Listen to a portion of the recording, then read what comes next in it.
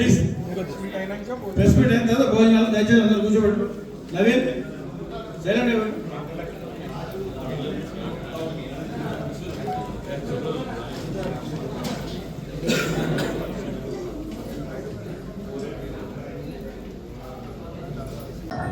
Media మిత్రులందరికీ నమస్కారం.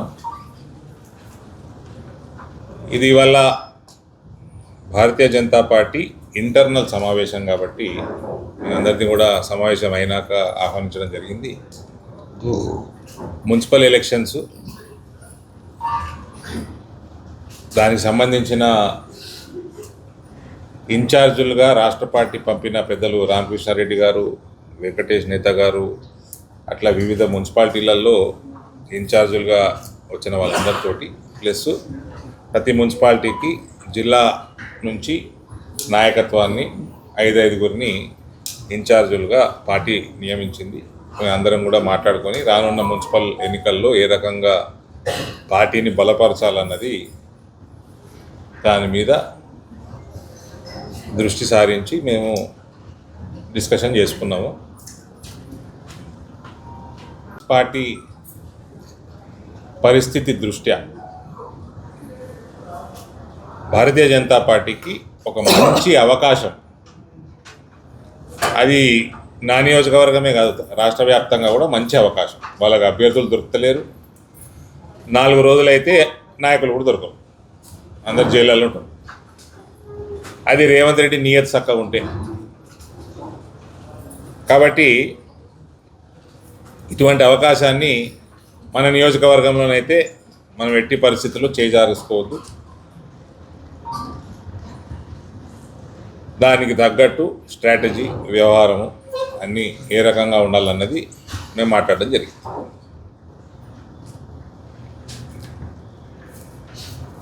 ఏమైనా ఉంటే మీరు అడగండి. చెప్తే కదా ఇప్పుడే ఎట్లా వెళ్ళిపోవడేంది. ఇక్కడైతే మనకి టీఆర్ఎస్ ఎక్కడ కనబడతలేదు, ఇందూరు జిల్లాలో కనబడతలేదు. ఈడ కూడా నాకున్న 2 నియోజకవర్గాలలో కూడా టీఆర్ఎస్ టికెట్ అడిగేట వాళ్ళు కూడా చాలా తక్కువ మంది ఉన్నారు. అది good opportunity for BJP to strengthen further.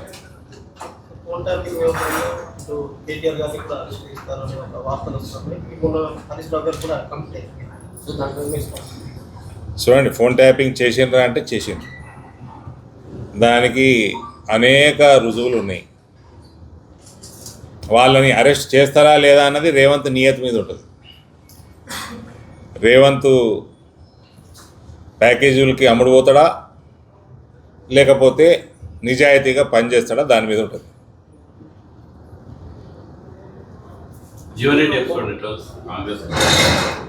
వస్తాడు, చెప్పండి, పర్లేదు, వేరే సబ్జెక్ట్.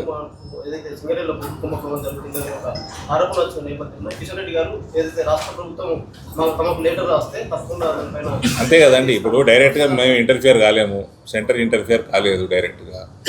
రాష్ట్ర ప్రభుత్వం నియత్ మంచిగా ఉంటే రాస్తుంది, నియత్ మంచి లేకపోతే 2 ఏళ్ళ తర్వాత రాస్తుంది. ఏది ఇది కాళేశ్వరం అప్పయ్యపినట్టు. ఇంకోటి ఆ కేటీఆర్ ఏదో ఇంతకుముందు మాట్లాడినట్టున్నాడు పోయే ముందర, అసహనమా? ఓ దేనికి? వ్యక్తిత్వ అంటే క్యారెక్టర్ అసాసినేషన్. అరే చెర్సీకు క్యారెక్టర్, చెర్సీ అంటే తెలుసా? చెర్సీకా క్యారెక్టర్? డ్రగ్స్ తీసుకున్నటువంటి ఏం క్యారెక్టరా? డ్రగ్ తీసుకునే కాదు, దీని మీద ఇంకో కేసు పెట్టాలి, డ్రగ్ పెడ్లర్ కేసు పెట్టాలి, డ్రగ్స్ని ప్రమోట్ చేసిన కేసు కూడా పెట్టాలి. Is Pablo Escobar of Telangana. దాంట్లో కూడా డబ్బు సంపాదించారు వీళ్ళు కల్వకుంట్లో. వాళ్ళదేం క్యారెక్టర్ అండి సార్? చెప్పండి. ఇప్పుడు ఇక్కడ జగిత్యాలు నియోజకవర్గంలో జరుగుతున్న పరిణామం అవుతుందో అది మంచి వాళ్ళకి అర్థమవుతలేదు. మనం అంటే స్ట్రేట్ ఫార్వర్డ్ పాలిటిక్స్ చేస్తాం మేము. మన స్పీకర్ అన్నాడు, ఇక్కడ ఎమ్మెల్యే ఏ పార్టీ మారాలి, బీఆర్ఎస్లో ఉండాలి, అట్లే అనుకుంటాం కదా. స్పీకర్ చెప్తుంది, ఇంకా కార్లేకి పొద్దున వస్తాయి, ఇక్కడికి రాగానే ఫ్లెక్సీలన్నీ వేరే తిరుగున్నాయి పట్టణంలో. మాలాంటి వాళ్ళు కూడా అర్థమవుతలేదు ఎమ్మెల్యే ఏ పార్టీలో ఉన్నాడు, ఎన్ని రోజులు ఉంటాడు. ఇప్పుడు పార్టీ మారినైనా మారలేదని చెప్తే ఎంత ఏందన్నట్టు మళ్ళీ మారుతాడన్నట్టే కదా.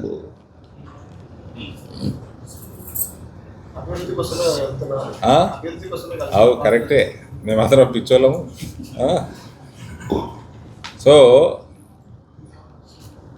మా దగ్గర కూడా కార్పొరేటర్లు గెలిచి అభివృద్ధి కోసం పోయినరు, మళ్ళీ చేతులు కాల్చుకొని వచ్చారు.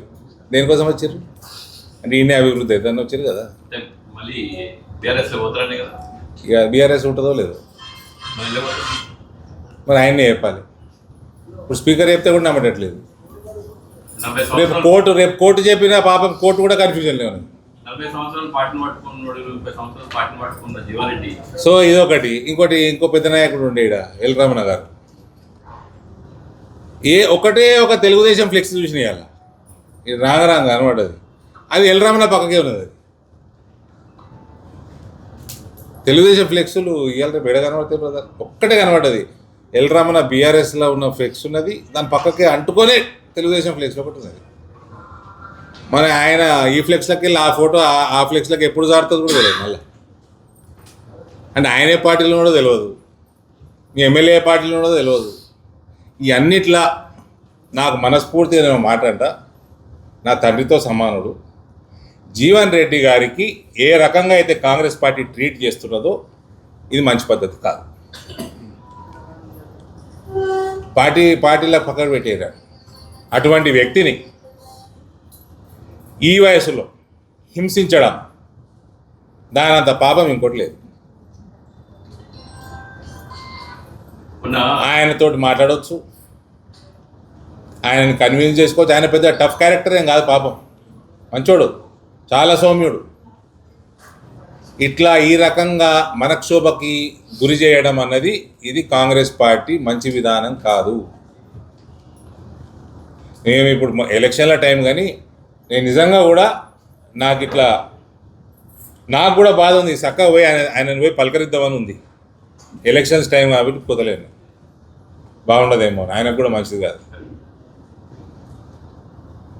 అది ఆయనకు కూడా తెలుసు. ఆయనతో కొట్లాడడం కూడా ఇష్టం లేకుండా నేను లోపల అనుకుంటుంటే ఈ పెద్ద మనిషి ఇటు ఎందుకు వస్తుండే కరీంనగర్ పోవాలి, కానీ ఆయన కరీంనగర్కి ఎక్కువ సుపరిచితుడు, ఇక్కడికి ఎందుకు వస్తుండ అని అనుకుంటుంటే ఆయన వచ్చిండు, తప్పు చేసిండు.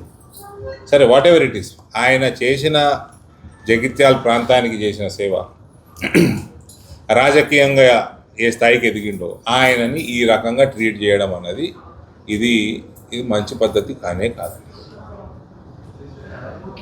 మీకు ఎమ్మెల్యే మనుషులకు ఏమైనా టికెట్లు ఇవ్వాలి, ఎమ్మెల్యేని తీసుకున్నారు, ఆయన వచ్చిండు అభివృద్ధి కోసం వచ్చిండు. సరే, ఎంత అభివృద్ధి చేస్తారో చూద్దాం.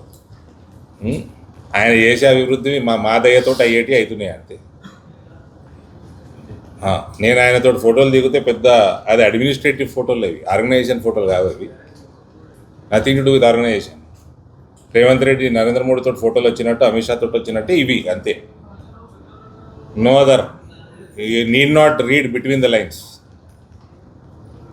సో ఆయన అభివృద్ధి కోసం వచ్చిండు కదా, ఆ అభివృద్ధి మా వల్ల వస్తున్నది. కాంగ్రెస్ పార్టీతో లొట్టపీస్ కూడా వస్తలేదు, రూపాయి లేదా. ఎమ్మెల్యే గారు అరవింద్ అన్న నాయకత్వంలో కూడా బీజేపీ జోరుగా చర్చ. సో అదే ఇప్పుడు ఎంత చిక్కుముడు పడిపోయిందంటే ఆ మెదడు జగిత్యాలు ఎంటర్ కాగానే ఫ్లెక్సీలు చూసి ఇదేంతరా ఈయన ఇప్పుడు తెలుగుదేశంలో ఉండే ఇప్పుడు ఏడున్నాడు, ఈయన స్పీకరు జడ్జి ఒక బీఆర్ఎస్ అన్నాడు, ఇక్కడ కాంగ్రెస్ ఫ్లెక్సీలు ఉన్నాయి. ఎల్ రమణ ఇల్లు ఉన్నాడు, అందులోకి పోయేటట్టున్నాడు, మళ్ళీ పచ్చకండగా కప్పుకుంటాడా. ఇది ఏందండి జగిత్యాలు ఇట్లా సత్యన అంటే నా సుంటోడు కూడా అర్థమైతే లేదంటే చూడండి, చిక్కుముడు పడిపోయింది మెదడు. ఈ క్వశ్చన్లకి నేను ఆన్సర్ చేయలేను. మళ్ళీ ఆయననేమో పార్టీ మారిండు, మరి మారలేదంటున్నాడు. మరి మారలేదంటే కాంగ్రెస్ నచ్చుతలేదా, మళ్ళీ మారుతాడా? మరి మారితే ఏ పార్టీలకు పోతాడు ఆయన చెప్పాలి. సీఎం గారు టీడీపీ కార్యకర్తలందరూ కలిసి బీఆర్ఎస్ జెండా గద్దెలు చెప్పారు. ఏంటండి సీఎం గారు ఎవరైతే టీడీపీ కార్యకర్తలు తెలంగాణలో ఉన్నారో వాళ్ళందరూ కలిసి టీఆర్ఎస్ జెండా గద్దెలు ఎక్కడ ఉన్నాయో అని కూడా సీఎం మీద కూడా ఇదే కన్ఫ్యూజన్ నాకు. ఆయన కాంగ్రెస్ ముఖ్యమంత్రి టీడీపీ కార్యకర్తలకు ఎప్పుడైంది? ఆ?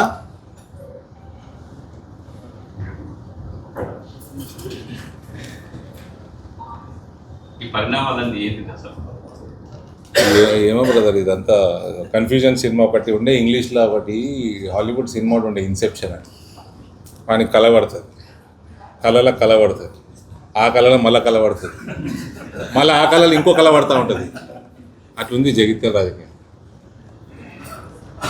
చాలా పెద్ద హిట్ మూవీ అది ఇన్సెప్షన్. మాట్లాడిందని చెప్పు, అట్లే చెప్తాడు. ఇక ఆయన అట్టేట చెప్తాడు, ఆయనే చెప్పాలి. అదే నాకు అర్థమవుతలేదు. ఆయన తెలుగుదేశం ఆయన్నే. ఇప్పుడు అదే కదా కాంగ్రెస్ వాళ్ళు మొత్తుకునేది. నల్గొండ మంత్రులు కానీ, మహబూబ్నగర్ వాళ్ళు కానీ, ఖమ్మం వాళ్ళు కానీ, వీళ్ళందరూ వాళ్ళకు కూడా కన్ఫ్యూజనే ఉంది ఏ పార్టీ ముఖ్యమంత్రి అని. రాష్ట్ర స్థాయిలో బీజేపీ కన్ఫ్యూజన్ ఉంది అంటారు. అధ్యక్షులు స్థానిక సంస్థలు పట్టించుకోవడం స్థానం రాలేదు. సర్పంచ్ జరిగిన ఎలక్షన్లో సర్పంచ్ ఎలక్షన్లకు పార్టీలకు సంబంధం ఏంటంటే ఎవడైనా సంకల్పించుకున్నాడు అనుకోర్రి. ఇప్పుడు ఈ రేవంత్ మేము 8,000 గెలిచినాము, 6,000 గెలిచినాము, మా రిబెల్ కూడా గెలిచినా అనమాట. మొన్నటిదాకా డిపాజిట్లో దిక్కు లేకుండా ఆయన నీకు ఎక్కడిది క్యాడర్? ఈ క్యాడర్ ఎక్కడిది? బీజేపీలో కూడా సో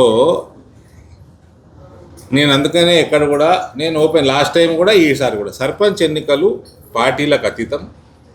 మా పార్టీ వాళ్ళే 2-3 ఒక గ్రామంలో నిలబడవచ్చు. పాలిటిక్స్లో లేని వాళ్ళు మా పార్టీ శ్రేయోభిలాషులు నిలబడవచ్చు, నా పర్సనల్ శ్రేయోభిలాషులు నిలబడవచ్చు. వాళ్ళకి సింబలే లేదు. అది ప్యూర్లీ ఆన్ ఇండివిజువల్ బేసిస్ కొట్లాడతారు. ఇక దాని తర్వాత నేను ఒకటే చెప్పిన, ఇక నా ఫోన్ల మీద ఫోన్లు వస్తున్నాయి, మీరు ఎందుకు ఇస్తలేరు స్టేట్మెంటు, అటు ఆ బీజేపీ ఆయన ఇచ్చిండు, ఇటు ఈ బీజేపీ ఆయన ఇచ్చిండంటే సరే ఏదో ఒకటి చెప్పాలి కదా. నేను అన్న గెలిచిన వాళ్ళల్లా బీజేపీ మెంబర్షిప్ ఎవరెవరికి ఉంది తీయండి అన్న. 96 మందికి వెళ్ళింది. పోయినసారి 5 వరకు ఉండే. అంటే ఓకే, ఇంటర్నల్ సాటిస్ఫాక్షన్, బీజేపీ వాళ్ళని ప్రజలు ఆదరిస్తున్నారని ఆ సాటిస్ఫాక్షన్. అది రాష్ట్రంలో కూడా వితిన్ ఒక 35%, 40% ఫోకస్ పెడితే రాష్ట్రంలో అధికారంలో వస్తున్నటువంటి అరవింద్ జగిత్యాల జిల్లాలో కానీ నిజామాబాద్ మున్సిపల్ కానీ మిగతా స్థానిక సంస్థలు అంతా ఫోకస్ ఎందుకు పెడతలేను? రోజు అదే పని చేస్తున్నాను. ఇప్పుడు మీ ఛానల్ కెమెరా ముందరనే వచ్చి ఫోకస్ పెడితే అది ఫోకస్ పెట్టినట్టు అనుకుంటే నేనేం చేయలేదు. నేను 365 days 24/7 పొలిటీషియన్. నేను పార్ట్ టైం పొలిటీషియన్ కాదు. నేను ఢిల్లీలో ఉన్నా, నేను హైదరాబాద్లో ఉన్నా, ఇందూరులో ఉన్నా, నేను అన్ని వార్డులలో అన్ని బలమైన అభ్యర్థులు ఏ రకంగా తెచ్చుకోవాలనేది నడుస్తూ ఉంటుంది నా దిమాగ్లో. ఎమ్మెల్యేకి మీకు సన్నిహిత సంబంధాలు ఉన్నాయి? సాన్నిహిత్య సంబంధాలు ఉండాలనే కోరుకుంటాను. నా నియోజకవర్గంలో 7 ఎమ్మెల్యేలతో. ఆ ఫోటోలు వేరే పరిణామాలకు దాపిస్తున్నాయి. అందుకనే చెప్తున్నా మీకు, ఆ ఫోటోలు అన్నీ అడ్మినిస్ట్రేటివ్ ఫోటోలు. ఏమైనా చర్చ నడిచిందా? బయట అడ్మినిస్ట్రేటివ్ ఫోటోలు, ఆర్గనైజేషన్ ఫోటోలు కాదు. లోకల్ ఉన్న లీడర్లను కన్ఫ్యూజ్ చేస్తున్నాయి ఆ ఫోటోలు. లోకల్ లీడర్లను ఆ ఫోటోలు కన్ఫ్యూజ్ చేస్తున్నాయి. మా మేడం కన్ఫ్యూజన్లో కనబడతలేదే. ఏదో నడుస్తుంది, ఏదో జరుగుతుంది, ఆందోళనలో ఉంది. Doctor doesn't look confused. ఆవిడ రెస్పాన్సిబిలిటీ జగిత్యాలు, రాయకల్ మున్సిపాలిటీలు అభ్యర్థుల ఎంపిక, జిల్లా నాయకత్వం కానీ రాష్ట్ర నాయకత్వం కానీ షార్ట్ లిస్ట్ చేసి పంపించాల్సిన బాధ్యత ఆవిడదే. ఇప్పుడు ఫలానా వ్యక్తి ఆయన ఏ పార్టీలో ఉన్నా ఆయనకే తెలియనప్పుడు నాకెట తెలుస్తుంది? దాని గురించి ఎవరు కన్ఫ్యూజ్ అవ్వాల్సిన అవసరం లేదు. 100% పాల్గొంటాం.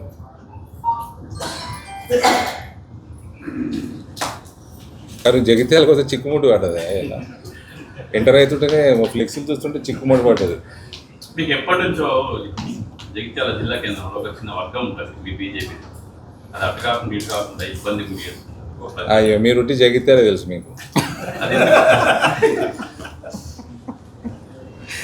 సంవత్సరంగా మళ్ళీ అన్ని పార్టీలలో అన్ని జిల్లాలు ఉంటాయి, ఏం కాదు. అవన్నీ ఉంటేనే కదా మాకు పని, లేకపోతే ఏముంటుంది మాకు కూడా పని కావాలి కదా.